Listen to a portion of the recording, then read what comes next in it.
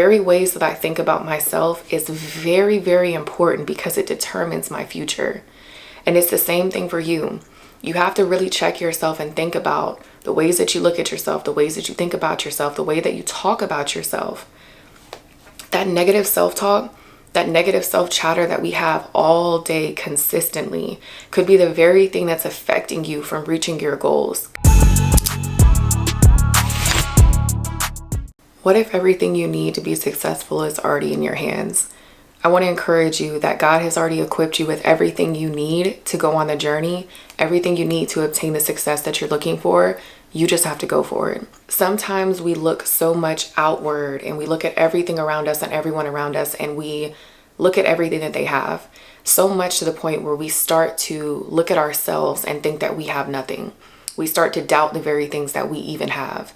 And for myself, I could say that I know that I had certain gifts or certain talents, but when I looked outward and I compared myself to other people, the very gifts and talents that I thought I had myself started to diminish. It started to look like it was less visible than what I thought it was before.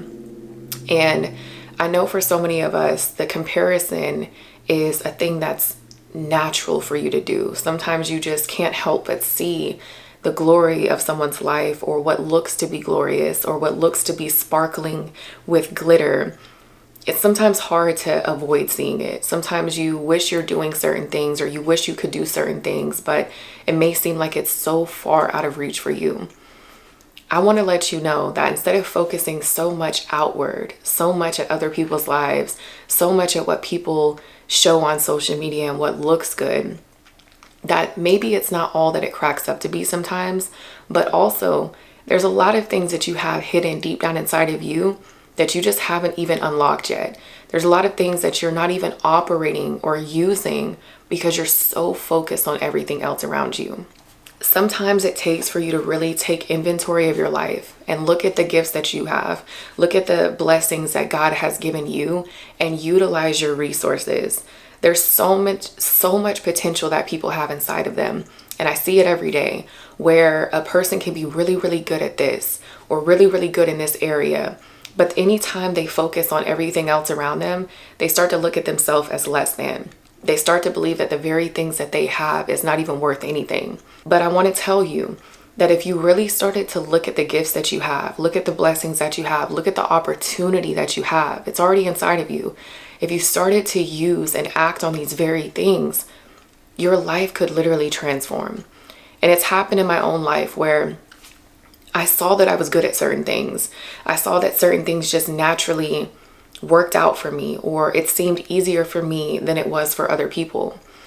And when I started to operate using these gifts, or I started to pursue it, God's provision actually made it successful. God actually helped me use these gifts to change my life.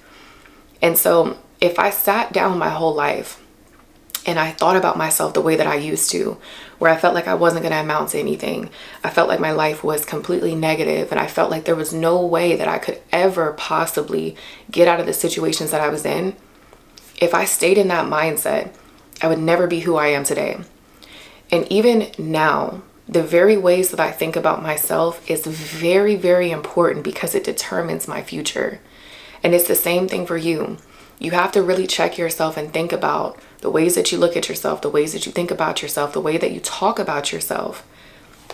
That negative self-talk, that negative self-chatter that we have all day consistently could be the very thing that's affecting you from reaching your goals, could be the very thing that's affecting you from you becoming the person that you need to be in order for you to feel good about yourself. I want to encourage you to stop waiting for perfect conditions. And there has been so many times in my life, and I've had to check myself even recently to say, stop making excuses. Stop thinking that everything has to be perfect, or it has to be the perfect conditions in order for you to act, in order for you to take a step forward, in order for you to pursue something. If there's anything that you want to do you think you have to have everything lined up and all of your ducks in a row in order for it to work?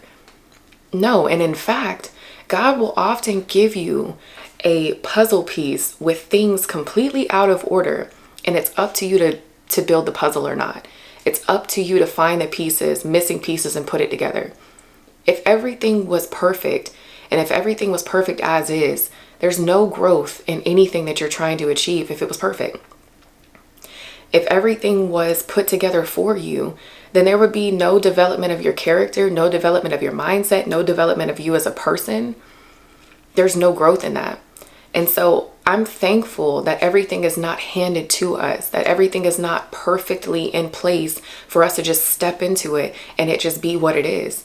Like, be happy that there's opportunities for you out there, that you just have to shift things and move things together to make it ideal and make it prosperous for you. So waiting for the perfect conditions is only going to cause you to delay your goals. It's only going to cause you to delay the visions that you have for yourself. It's only going to cause an obstacle for you to achieve the very things that you want to achieve. There's never going to be a perfect condition.